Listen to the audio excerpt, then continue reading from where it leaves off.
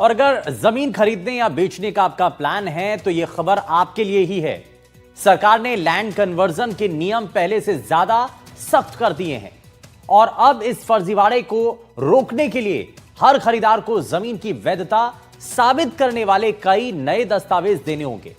Land registration system में एक बड़ा बदलाव करते हुए सोसाइटी लीज पर आधारित सभी भूखंडों के रजिस्ट्रेशन को 90A अप्रूवल से जोड़ दिया गया है। अब इसका मतलब क्या है और इस नए नियम के आने से क्या बदलाव होने जा रहा है और किन लोगों की इसमें मुश्किलें बढ़ सकती हैं।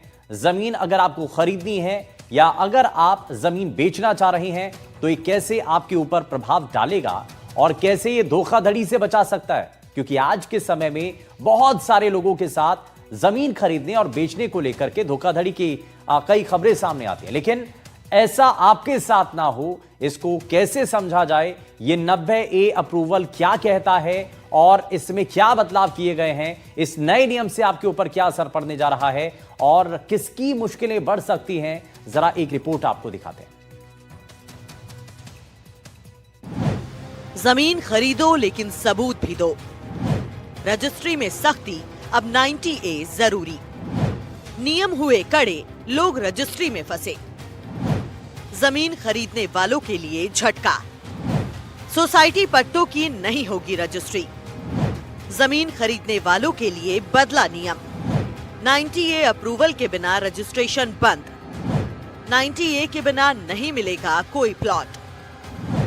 प्लॉट के लैंड कन्वर्जन का सबूत जरूरी। राजस्थान में जमीन खरीदने वालों को बड़ा झटका लगा है। अब बिना ठोस सबूत के जमीन का कन्वर्जन नहीं होगा। सरकार ने नियम इतने कड़े कर दिए हैं कि हर खरीदार को अब दस्तावेजों की लंबी फहरिस्त जुटानी होगी और किसी भी गड़बड़ी पर फाइल सीधे रिजेक्ट। सरकार ने लैंड रजिस्ट्रेशन सिस्टम में एक बड़ा बदलाव किया है। इसके तहत सोसाइटी लीज पर आधारित सभी प्लॉट का रजिस्ट्रेशन जरूरी तौर पर 90A अप्रूवल से जोड़ दिया गया है। सरकार ने साफ कर दिया है कि अब किसी भी सोसाइटी लीज प्लॉट का रजिस्ट्रेशन तब तक नहीं होगा जब तक उसे लैंड रूल्स के तहत कन्वर्जन और 90A ऑर्डर अप्रूव न मिल जाए। मामले में विरोध कर रहे हैं, उनका कहना है कि तकरीबन 80% जयपुर सोसाइटी के पट्टों पर बसा हुआ है, ऐसे में लोगों को परेशानी हो सकती है।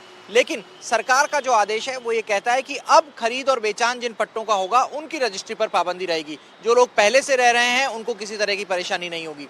हालांकि इससे प्रॉपर्टी मार्केट में थोड़ी गिरावट की आशंका भी बनी हुई है। जो अभिभाषक समुदाय है उसकी आशंका ये हो सकती है कि उनके रोजगार पर परोक्ष रूप से चोट पहुंचेगी, आघात पहुंचेगा।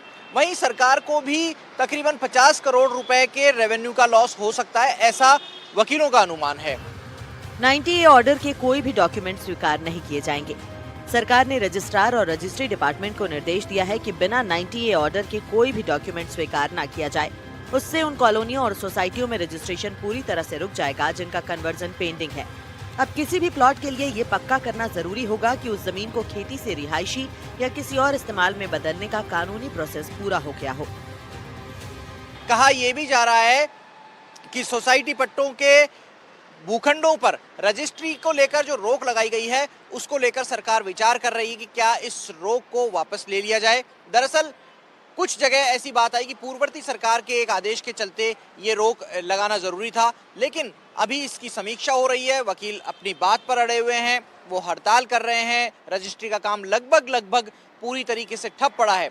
ऐसे में कई जगह शिकायत ऐसी भी आई जो कॉमन मैन सोसाइटी के पट्टे पर भूखंडों के खरीद बेचान कर रहे थे, उनके कईयों के मामले अटक गए हैं। कईयों के सौदे इसलिए भी अटक गए क्योंकि उनके होम लोन की जो कार्रवाई है वो रुक गई है। बैंक ने होम लोन देने से इनकार कर दिया है। ऐसी सूरत में कई जगह आमजन प्रभावित हो रहे हैं।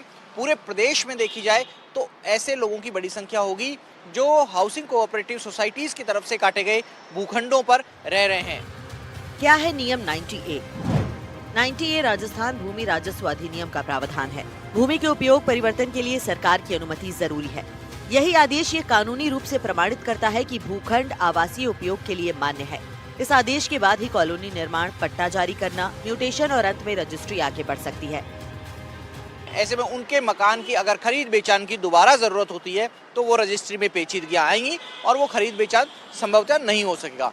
इन्हीं दुश्वारियों को लेकर के आम आदमी पशोपेश में है कि वो अगर सोसाइटी पट्टा का मकान खरीद करके अपने मकान बना खरीद करके उसमें रहना चाहता है या भूखंड खरीद कर उस पर मकान बनाना चाहता है तो वो इस तरफ कदम बढ़ाए या नहीं। दरअसल इस आदेश के बाद रजिस्ट्री ऑफिस में गफलत की स्थिति बन गई है। आमजन की परेशानी बढ़ गई है। उप रजिस्ट्रार अब उन्हीं सोसाइटी पट्टों की रजिस्ट्री कर रहे हैं जिन पट्टों के साथ भू मालिक कन्वर्जन और 90A सबूत देंगे। किस किस पर पड़ेगा असर, ये भी जान लीजिए। जिन्होंने सोसाइटी लीज के आधार पर प्लॉट खरीदे, जिनका लैंड कन्वर्जन अभी तक पूरा नहीं हुआ है, उनकी प्रॉपर्टी अनिश्चित स्थिति में फंसी रहेगी। रजिस्ट्री नियम में बदलाव पर सरकार का मानना है कि SC/ST कृषि भूमि के गलत बेचान पर लगाम लगेगी। इसे लेकर कई तरह के विवाद होते रहे हैं। काश्तकारी अधिनियम के तहत SC/ST की जमीन केवल SC/ST के व्यक्ति को ही बेची जा सकती है, लेकिन कई सोसाइटी वाले SC/ST की जमीन खरीदकर बिना कन्वर्जन के ही उस पर प्लॉटिंग कर देते थे। इसके बाद उन जमीनों पर विवाद खड़ा हो जाता था। इससे बचने के लिए सरकार ने रजिस्ट्रेशन एक्ट में संशोधन को लागू कर दिया है। जमीन के सौदों में पारदर्शिता लाने का दावा किया जा रहा है, लेकिन खरीदारों को अब और ज्यादा दस्तावेज जुटाने होंगे और मंजूरी में समय भी पहले से ज्यादा लग सकता है। फिलहाल इतना तय है कि जमीन खरीद बिक्री का खेल अब आसान नहीं रहने वाला है। जयपुर से शशि मोहन शर्मा की रिपोर्ट, NDTV राजस्थान के लिए।